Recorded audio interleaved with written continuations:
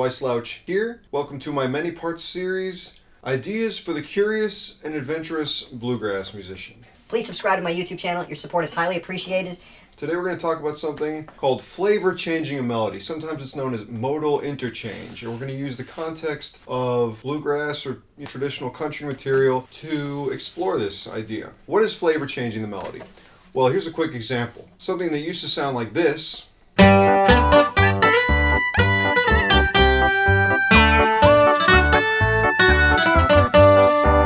we can make sound like this.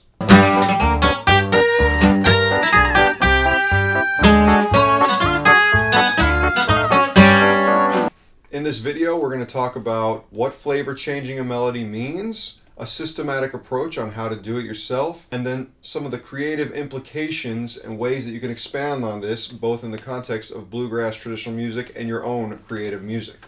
Flavor changing a melody is the act of changing specific notes in the melody, changing the overall flavor of the original melody. This is a technique used very often. You hear it in all kinds of music. Sometimes it's very subtle. Today we're going to make it very obvious and overt, with the goal being of exposing our ear and our fingers to new melodic combinations that could maybe expand our creativity in the way we think about music. Today we're going to use We Live in Two Different Worlds. I like this melody because it's got a very cool, distinct shape to it, so it's a fun thing to mess around with. Here's what this tune sounds like. We live in two different worlds, dear. That's why we're so far apart. You made your world out of vows that were broken. I built a world in my heart. I recommend going and checking out the original version of this tune always. When I'm learning a melody, I like to describe it in terms of scale degrees. So if I'm in the key of C and the melody note is a C, that scale degree will be a 1. If it was a D, it would be a 2, E, 3, etc., etc. So let's describe that in terms of scale degrees. We got 5, 1, 2, 3, 4, 5, 4, 6, 3, 2, 1, 5, 3, 5, 7, 5, 1, 2, 3, 4, 5, 4, 1, 6, 4, 6, 5, 1, 6, 7, 1, 2, 1. Very nice shape, very nice melody. Okay, so what's flavor changing a melody?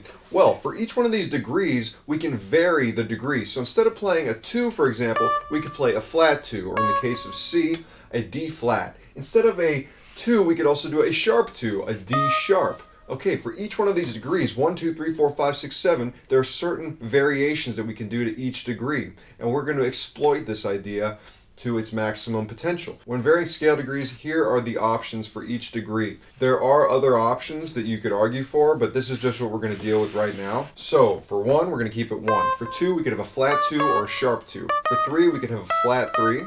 For 4, we could have a sharp 4.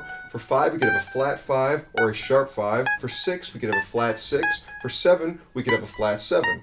Those are all our options. So now, how do we flavor change our melody? We're going to go into and take one ingredient, one of the notes, and we are going to alter it. So let's say, for example, let's make every 2 in the melody a flat 2. Interesting. Let's see what it sounds like. It's going to be weird. When we're doing these weird, curious, adventurous exercises, just accept that things sound foreign and strange and maybe aren't immediately useful to you at first. So this is what it's going to sound like. 1, 2, 3, 4.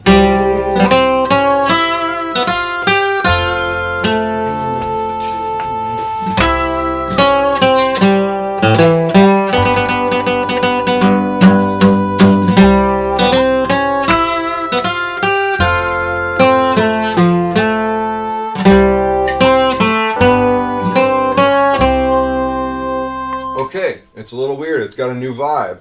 I'm not putting too much judgment. Right now we're in the sound laboratory. We're just experimenting, finding new options for our ears and fingers. So you can see now, just for fun, I could sit there and flip the coin for each one of these degrees and just decide a random degree. Let's make the 4 a sharp 4. Let's make the 5 a sharp 5. Let's keep the 2 a flat 2. All of a sudden this is going to sound pretty strange. 2, a 1, 2, 3, 4.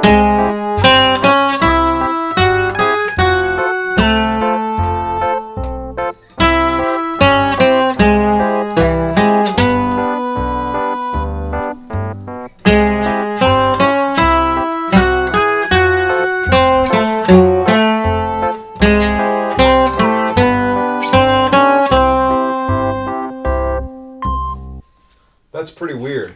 I like it. I particularly like the last line.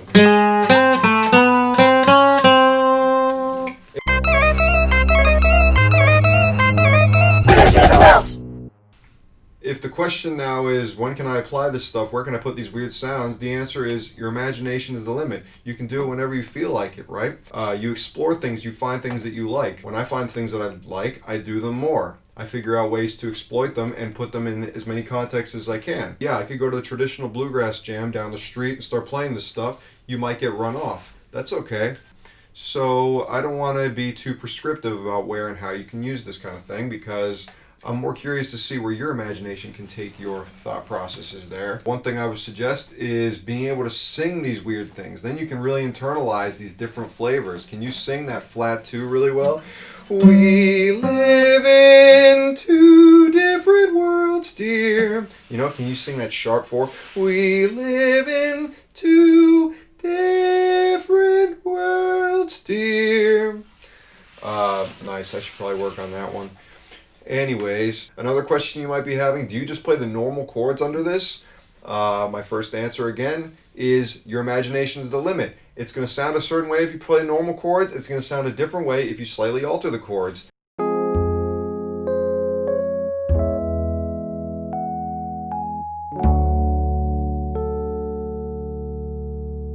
Find out what you like. Another comment, some people call this modal interchange, because when you're talking about, for example, a Dorian mode, it's going to have a certain prescription of flavors. So a flat 3 and a flat 7 in that case. If you're talking about a Locrian mode, it's going to have a prescription of a flat 9, flat 3, flat 5, flat 6, flat 7. If you're talking about the 7th mode of melodic minor, you're dealing with flat 2, flat 3, flat 4, flat 5, flat 6, flat 7.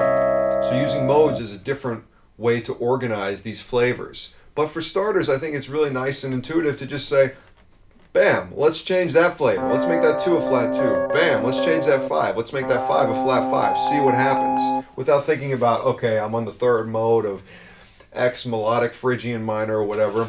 Anyways, another comment is you could take something like this and say, okay, I found this new shape and combination. Let's write an original riff or tune to it. So something like this, where we said we had the sharp 4, sharp 5, flat 2 for We Live in 2 Different Worlds. All of a sudden we can make a cool like acoustic metal riff, because we had... Okay, so if we wanted to make an acoustic metal riff, maybe...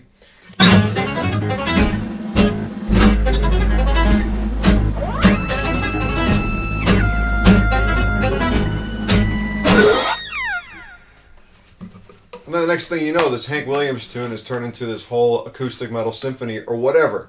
Please enjoy flavor changing your melodies. Of course, you can apply this to anything: bluegrass, old time, jazz. This is a technique that's been used for decades, centuries, probably millennia. You'll find it everywhere, and now you have some basic systematic options on how to find your own little flavor changes. Please subscribe to my YouTube channel. Your support is highly appreciated.